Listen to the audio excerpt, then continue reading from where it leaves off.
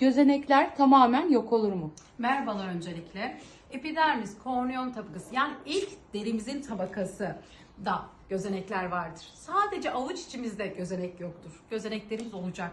Ama açıldığı zaman ya da yıprandığı zaman ya da sıkıldığı zaman izler olur ve gözeneklerimiz çoğalması diye bir şey yoktur. Sadece açılması vardır. Gözenekleri sıkılaştırarak eski haline, normal cilt seviyesine ulaştırabiliriz. Gözenekler hakkında detaylı bilgiyi açıklama kısmına yazdım. Okuyun, yorumlarda buluşalım.